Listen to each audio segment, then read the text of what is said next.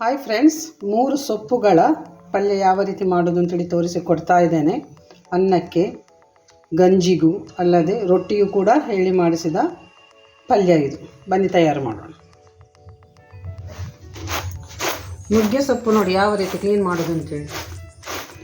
ಎಷ್ಟು ಚೆನ್ನಾಗಿ ಗೆರಸೆಯಲ್ಲಿ ಹೀಗೆ ಹೊಡೆದ್ರೆ ಕ್ಲೀನ್ ಆಗ್ತದೆ. ಖಾಲಿ ಅದ ದಂಟು ಮಾತ್ರ ಉಳಿತದೆ. ಯಾವ ರೀತಿ ಉಳಿತು ನೋಡಿ. ದೊಡ್ಡ ದಂಟೆಲ್ಲ ಇಲ್ಲಿದೆ ನೋಡಿ. ತೆಗೆದು ಪೂರ್ತಿಯಾಗಿ ಕ್ಲೀನ್ ಆಯಿತು. ನುಗ್ಗೆ ಸೊಪ್ಪು ಮತ್ತು ಹಲಸಿನ ಬೀಜ ಹಾಕಿ ಒಳ್ಳೆಯದಾಗ್ತದೆ. ಕರಿ ಕ್ಲೀನಾಗಿ ಸಿಕ್ಕಿತು ನೋಡಿ. ಬೇಕಿದ್ರೆ ಇದೆಲ್ಲ ಸ್ವಲ್ಪ ಹಳದಿಯಾದ ಎಲೆಗಳನ್ನು ಇಕ್ಕಿಕೊಳ್ಬೋದು. ತಗೊಂಡಿದೆ ನೋಡಿ, ಅದನ್ನು ಕೂಡ ಕ್ಲೀನ್ ಮಾಡಿಕೊಳ್ಳುವ. ಖಾಲಿ ಎಲೆ ಮಾತ್ರ ಆರಿಸ್ಕೊಳ್ಳುವ.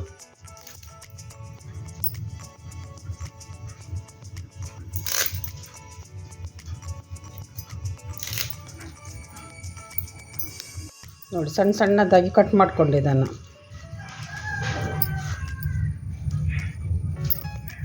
ಸೊಪ್ಪು ತೊಗೊಂಡಿದ್ದೇನೆ ನೋಡಿ, ಇದನ್ನು ಕೂಡ ಸಣ್ಣ ಸಣ್ಣದಾಗಿ ಕಟ್ ಮಾಡಿಕೊಳ್ಳುವ. ಕ್ಲೀನ್ ಮಾಡಿದ್ದೇನೆ ನೋಡಿ.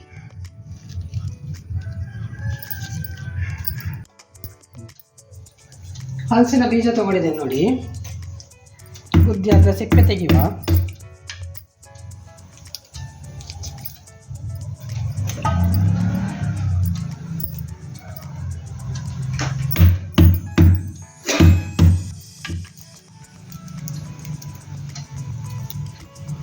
ಸೊಪ್ಪು ಉಕ್ಕರಿಗೆಲ್ಲ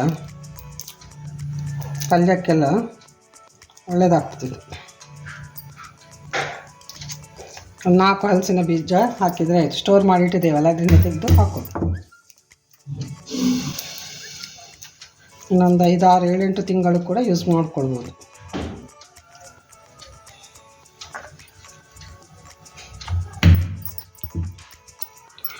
ಇನ್ನು 7, 8 ತಿಂಗಳು ಇದನ್ನು ಯೂಸ್ ಮಾಡ್ಕೊಳ್ಬೋದು.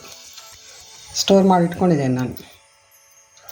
ಆಲ್ರೆಡಿ ನಿಮಗೆ ತಿಳಿಸಿದ್ದೇನಲ್ಲ ಹೇಗೆ ಪ್ರಿಸರ್ವ್ ಮಾಡೋದು ಅಂತೇಳಿ ಹಲಸಿನ ಬೀಜ.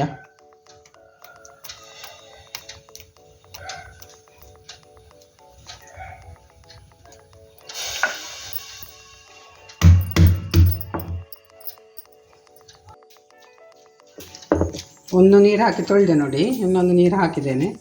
ಆಯಿತು. ಇದು ಇನ್ನು 2 ಟೊಮೆಟೊ, ಒಂದು ಈರುಳ್ಳಿ ತೊಗೊಂಡಿದ್ದೇನೆ. ಸ್ವಲ್ಪ ಕಾಯಿ ಮೆಣಸು ಸಣ್ಣ ಸಣ್ಣದಷ್ಟು ಖಾರ ಇಲ್ಲ, ಅದಕ್ಕಾಗಿ ಇಷ್ಟು ತೊಗೊಂಡಿದ್ದೇನೆ.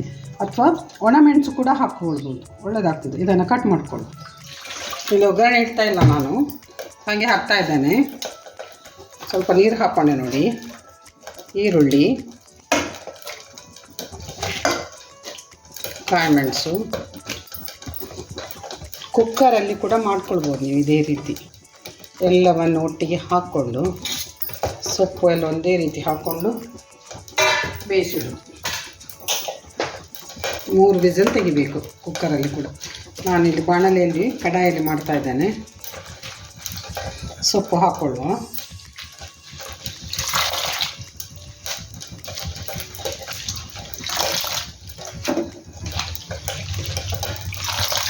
ಒಗ್ಗರಣೆ ನೀಡದೆ ಮಾಡೋದು ರುಚಿ ಆಗ್ತದೆ. ಇದು ಕೂಡ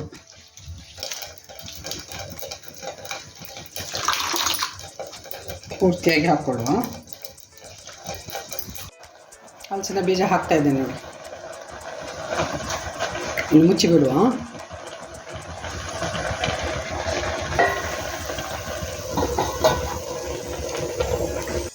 ಉಪ್ಪು ಹಾಕ್ತಾ ಇದ್ದೇನೆ. ರುಚಿಗೆ ತಕ್ಕಷ್ಟು ಉಪ್ಪು. ಮತ್ತು ಉಪ್ಪು ನೋಡ್ಕೊಳ್ಳುವ.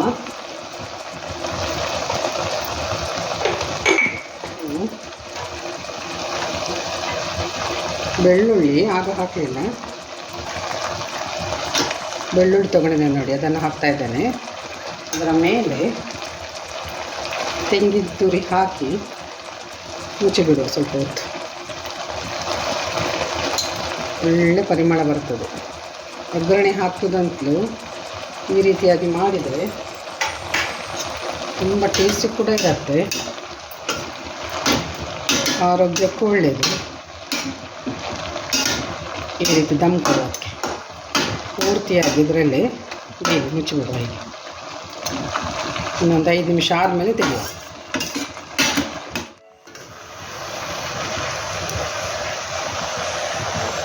ನೋಡಿ ಆಯಿತು, ಮಿಕ್ಸ್ ಮಾಡುವನ್ನು. ನೀರು ಕೂಡ ಆರಿ ಹೋಯಿತು ನೋಡಿ. ಕುಕ್ಕರಲ್ಲಿ ಮಾಡಿದರೂ ಆಗ್ತದೆ, ಒಂದು 3 ಸೀಟಿ ತೆಗೆದ್ರೆ ಆಯ್ತು. ನಾನು ಹೀಗೆ ಮಾಡೋದು, ಕುಕ್ಕರಲ್ಲಿ ಬೇಗ ಬೇಯ್ತದೆ ಅಂತ. ಹೌದು, ಬೇಗ ಬೇಯ್ತದೆ, ಜಾಸ್ತಿ ಸ್ಮ್ಯಾಶ್ ಆಗ್ತದೆ. ಅದು ಸ್ವಲ್ಪ ಬಾಯಿಗೆ ತಿನ್ನಲಿಕ್ಕೆ ಸಿಗಬೇಕು. ಹಲ್ಲುರಿದು ಯಾಕೆ ಅಲ್ವಾ, ತಿನ್ನಲಿಕ್ಕೆ ಕಚ್ಚಿ ಜಬ್ದು ತಿನ್ನಬೇಕು. ಸಾಕು, ಆಫ್ ಮಾಡುವ. ಸರ್ವ್ ಮಾಡ್ತಾಯಿದ್ದೇನೆ ನೋಡಿ. ಸೊಪ್ಪಿನ ಉಪ್ಪುಕರಿ, ಸೊಪ್ಪುಗಳ ಉಪ್ಪುಕರಿ. ಇದರಲ್ಲಿ 3 ಸೊಪ್ಪು ಇದೆ, ನೋಡಿದ್ರಲ್ಲ ನೀವು. ಚಗಟೆ ಸೊಪ್ಪು, ವಿಟಮಿನ್ ಸೊಪ್ಪು ಮತ್ತು ನುಗ್ಗೆ ಸೊಪ್ಪಿನ ಪಲ್ಯ.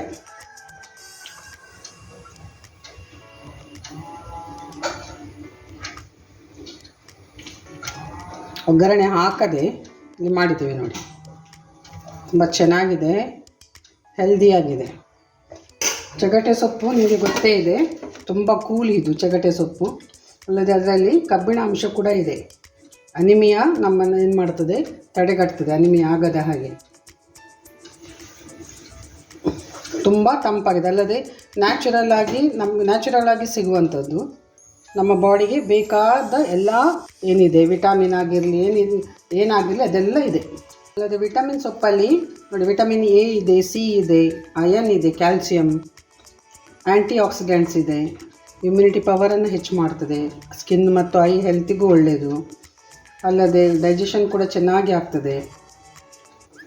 ಅದೇ ಅಲ್ಲದೆ ಡ್ರಮ್ ಸ್ಟಿಕ್ ಲೀಫ್ ನೋಡಿದ್ದೀರಿ ನೀವು, ಅದು ಹಾಗೆ ಅಯನ್ ಕಂಟೆಂಟ್ಸ್ ಇದೆ ಅದರಲ್ಲಿ. ಪ್ರೋಟೀನ್ ಇದೆ, calcium, magnesium, zinc, vitamin B6 ಇದೆ.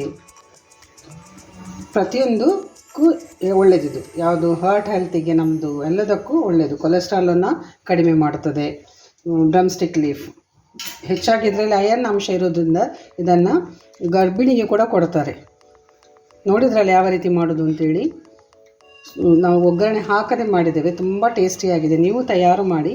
ಈಗಂತೂ ನ್ಯಾಚುರಲ್ ಆಗಿ ಸಿಗುವಂಥದ್ದೆಲ್ಲವೂ. ಟ್ರೈ ಮಾಡಿ, ಯಾವ ರೀತಿ ಆಯಿತು ಅಂತೇಳಿ ಹೇಳಿ.